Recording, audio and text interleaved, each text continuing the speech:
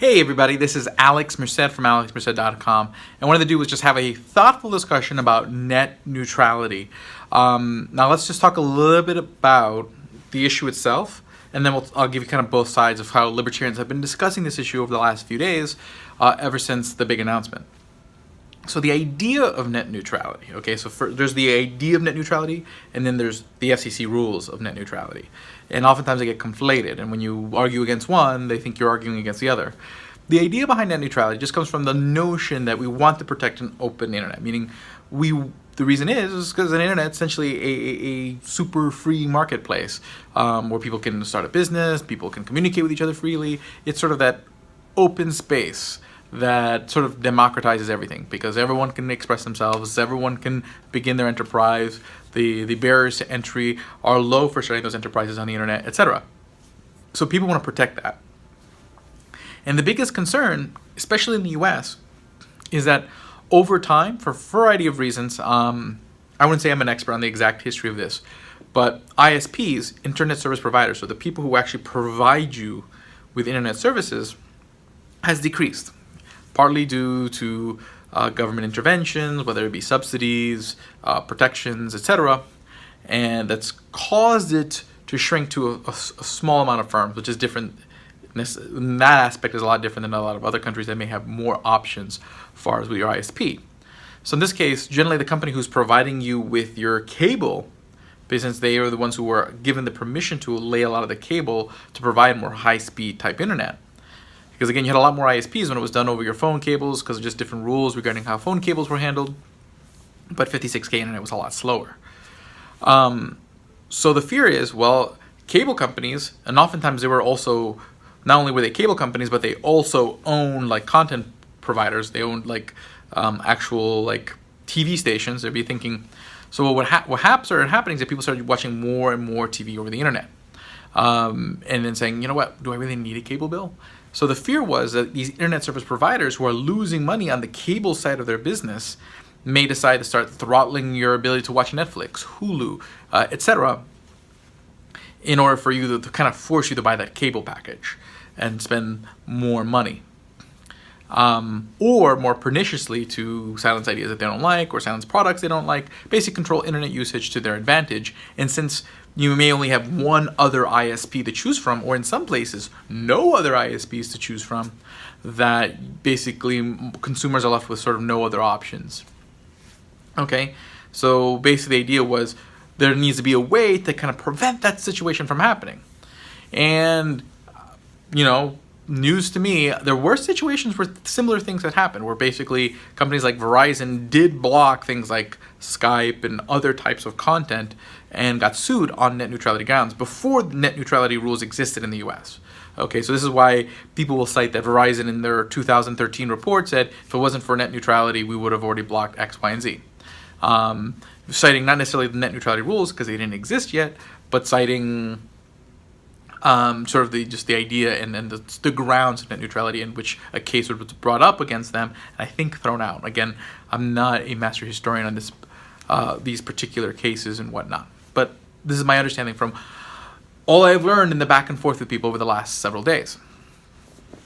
Okay, so that's sort of net neutrality. So the idea of net neutrality is preventing ISPs, internet service providers, the gatekeepers of internet, from basically using that power as an ISP to abridge free speech, abridge free enterprise in the internet.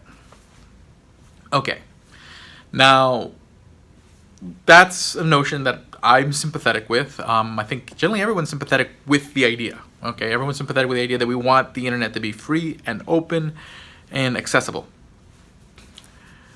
Now, what happens is a lot of people want the government to sort of be the mechanism by which that is done. Okay, and this is where we start seeing more disagreement even among libertarians on this. So essentially what the government did is they reclassified the internet as a common carrier under Title II, which just means a common carrier is kind of anything that transports goods and services across state lines. So trucking companies like UPS, FedEx are common carriers. Utility companies that move electricity across state lines are considered common carriers. Telephone companies that move phone calls across state lines are considered common carriers. and then they get regulated. And then they get heavily regulated sometimes regarding how they can price, how they can do things. And the main thing they reclassified it, at least initially under the Obama administration, was so that way the FCC would have the authority to be able to establish some sort of net neutrality regulations. And the initial rules are, again, the rules within themselves aren't anything crazy. They're not necessarily not sensible, as far as the rules saying, okay, you just can't do differential pricing or block certain content or slow down certain content, etc. Okay? My concerns aren't necessarily that the initial rules, and this goes for pretty much all industries and how regulations evolve in most industries, they generally start off with simple rules that seem very well-intentioned and very sensible. But once you kind of have that foot in the door, it goes, well, since we have a rule in that, how about we add a rule in this? And how about we add a rule in that? And the rules end up piling up over time. And then as the rules pile up, it creates a bigger and bigger incentive to do what's called regulatory capture, which means to have heavy influence on the regulators. So when there's one simple basic rule, okay, the effect on me may not be that much. Okay, I don't think many of the ISPs felt that the current set of net neutrality rules had a huge impact on them and their business.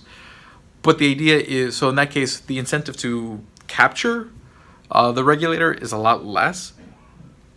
But the precedence for rules to be created was already there. I mean, and that, again, one of the things I talked about when I ran for U.S. Senate in 2016 was how Chuck Schumer was pushing for legislation to be able to force telephone companies to block robocalls. Okay?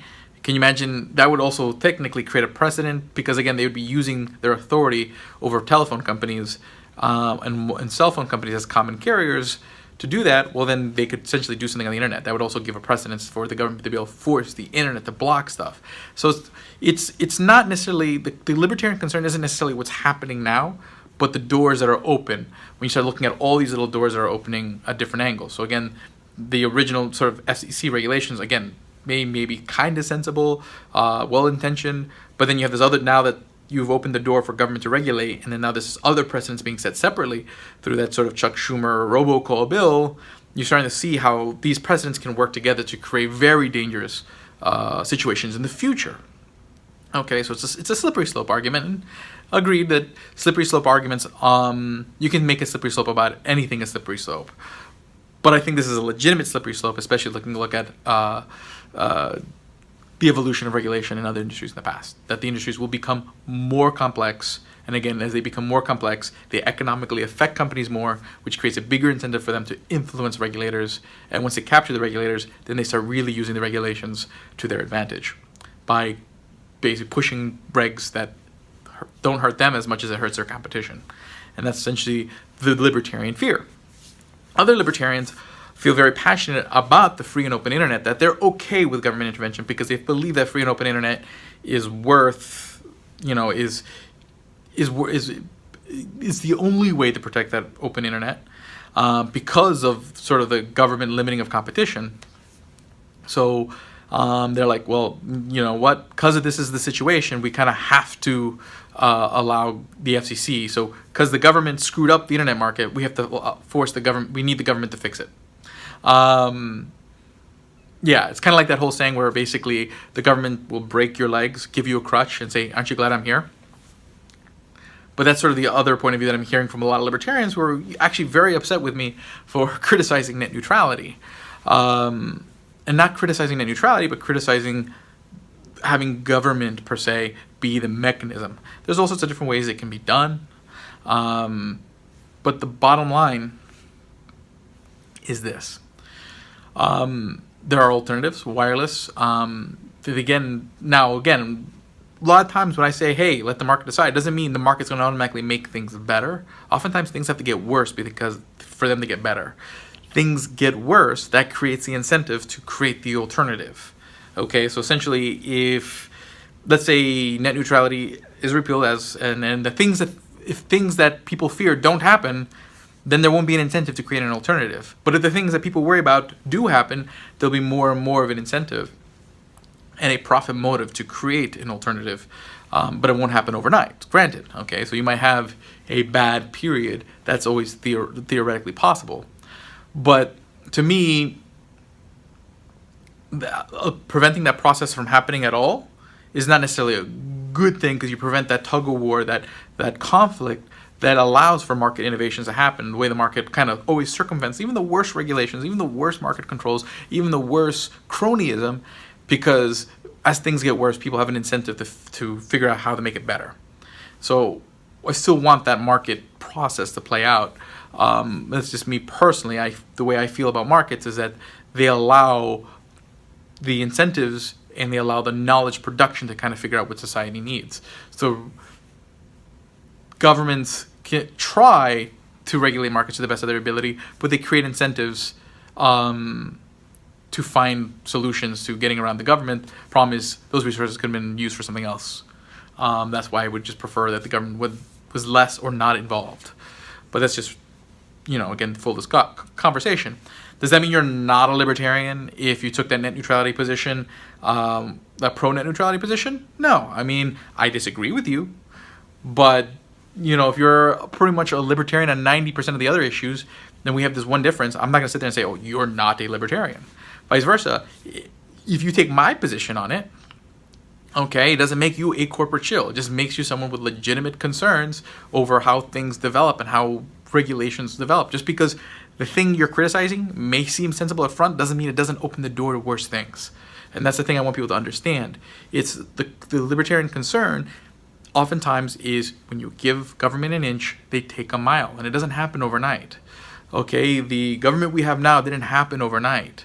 If you take a look at the history of a lot of these agencies, they always started with something simple. They always started with something noble, something that made kind of sense in the context of the time, but it ballooned from there because future legislators who are facing different problems are looking for ways to address those problems using government, because again, when you have a hammer, everything's a nail. So when you're a politician, the solution to everything is another law. So that's many of the things that I want to say. Okay, and again, I don't think there's a bad thing about internet companies having some more flexibility and trying different ways to price things. That's a difference in saying they should block content and suppress free speech. I don't think they should suppress free speech and whatnot, but I think there are other mechanisms to hold them accountable. And they may not necessarily pop up overnight, but I think they will pop up, because if there's a demand, someone's going to serve it. So my name is Alex Merced from alexmerced.com. Have a great day and enjoy.